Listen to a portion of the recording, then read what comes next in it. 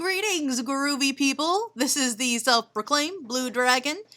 I've decided to share with you what I'm doing to prepare for the convention, the Con Alt Delete convention that's coming up this December 20th through 22nd up in the Chicagoland area. It's at the Hyatt in Rosemont.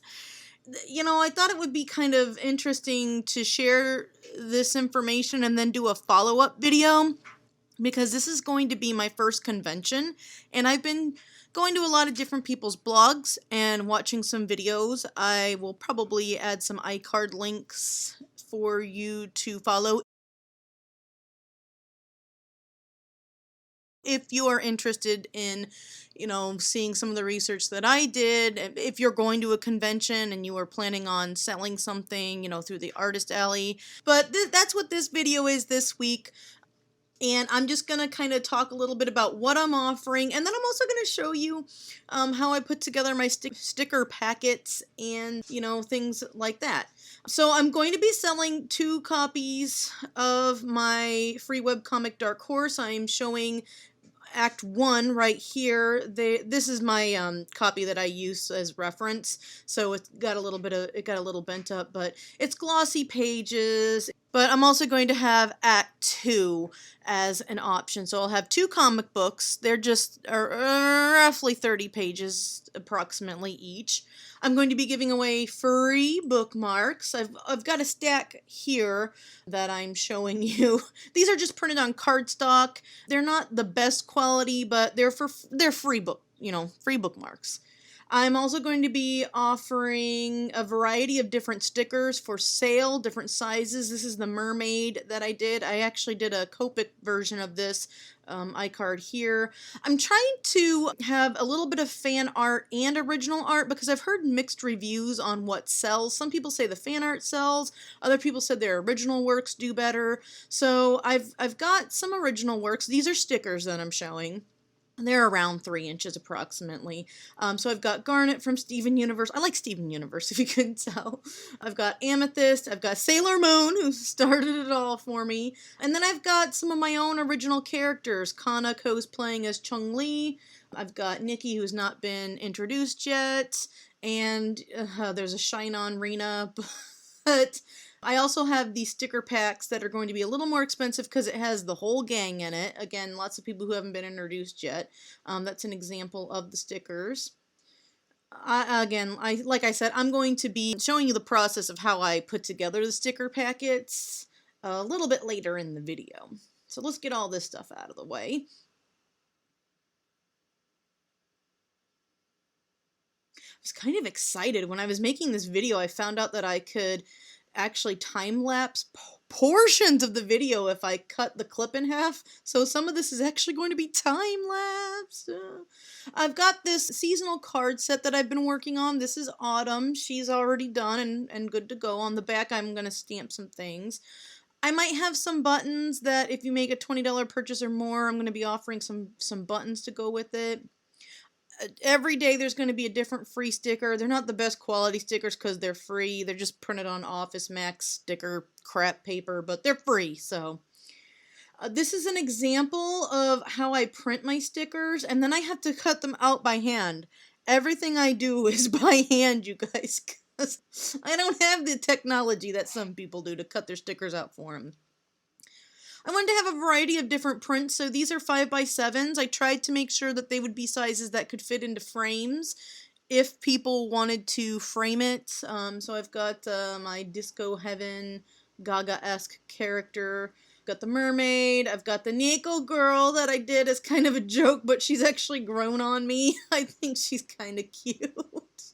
But she's like a Neko cosplayer, however you want to say that. Yeah, again, I was trying to think of, different sizes so that I could have reasonable pricing. I was gonna buy a stamp from a local place, have a custom-made stamp, but they cost quite a bit of money. So instead, I've printed my logo. I just made it black and white, and I just printed it on some labels, and I've been putting them on the back so people know where it came from.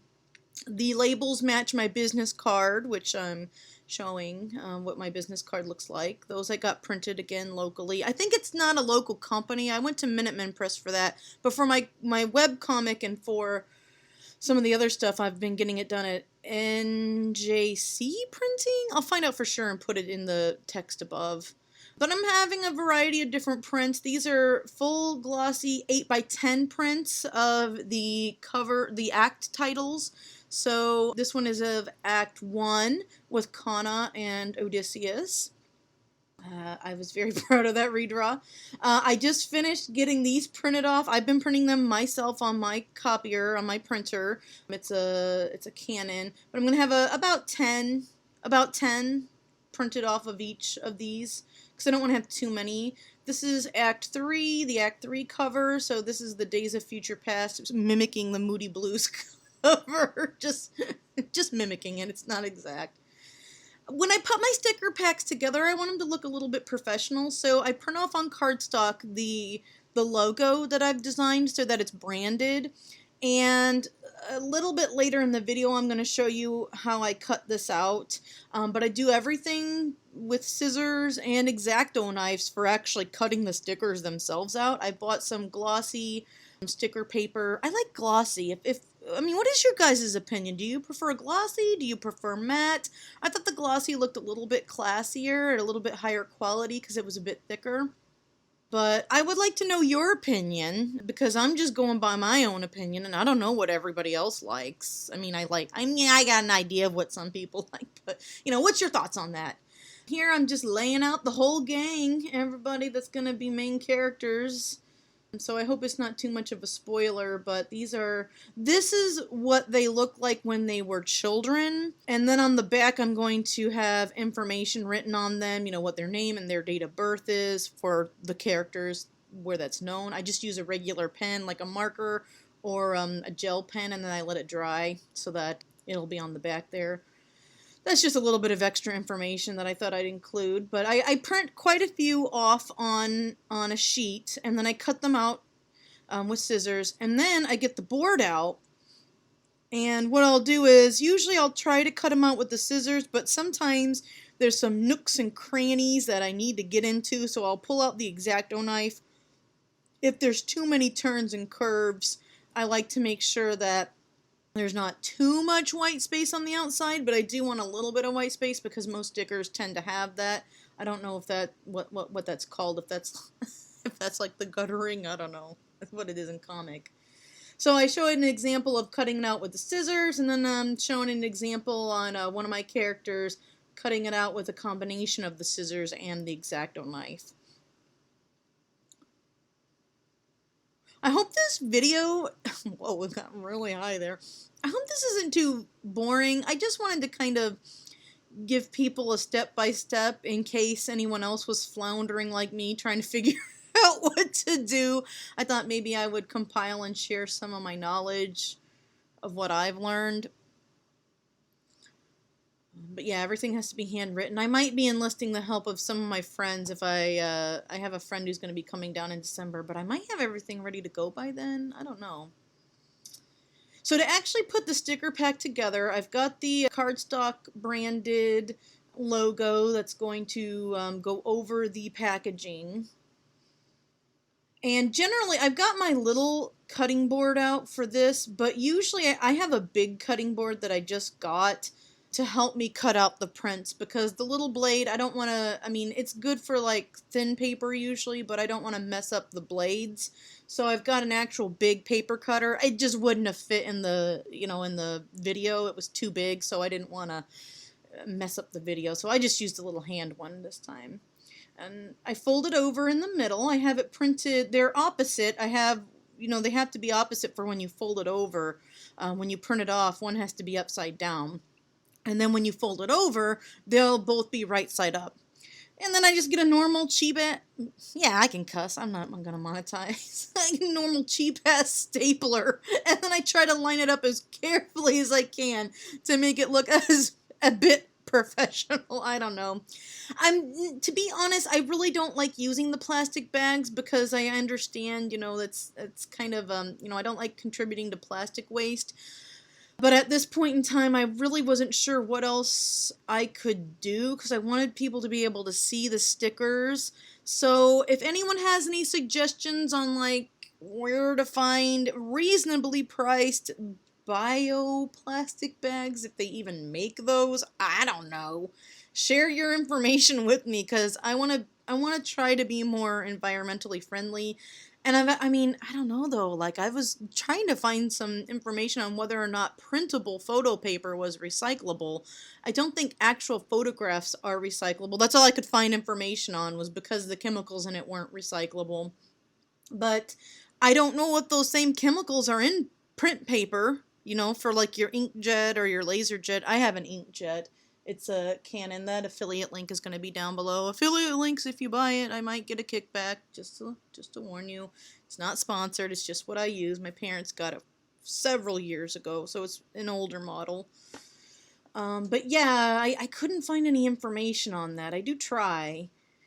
When I go to the convention, I'm going to have my stickers in a carrying case to protect them from damage. So this is just an adjustable carrying case that you can change the sizes for it. My partner had it because he used to do Warhammer, and he's starting to sell all that stuff just because it got a little out of hand, and we're trying to downsize. We're really trying to be, you know, just get rid of all the junk that we don't need, and he doesn't really play it very often, so he's got his core set now, and he's letting me have this little thing because he's not going to carry his little man dollies, as he calls them. He's so crazy. I'm sure most people who play Warhammer would be insulted by that. They seem like a very serious type. Maybe not. I'm stereotyping. I don't know. Anyone play Warhammer out there, and do you take your game seriously? But yeah, these stickers, I'm just kind of measuring them out here. Most of them are a little over 4 inches for these specialty stickers. The ones that are in the pack that is of the whole Dark Horse gang, those are about 3 inches. They're almost all 3 inches except for one character who is kneeling, and that character is a little bit shorter because obviously they are kneeling. They're sitting down, so... Well, I hope you guys found this video to be useful, just seeing the process that I undergo to make these things, and if it's something that you're interested in, that's just how I do it, so hopefully you found that helpful. If you like the video, like it, subscribe, and hit the notification bells, and do all... God, it's so ridiculous that we have to ask you to jump through so many hoops to get videos that you like, but if you like the video. But do all that if you want. Thank you so much for watching. If you have questions, comments, suggestions, please leave them below. Peace and love, fare you well, and as always, keep on trucking.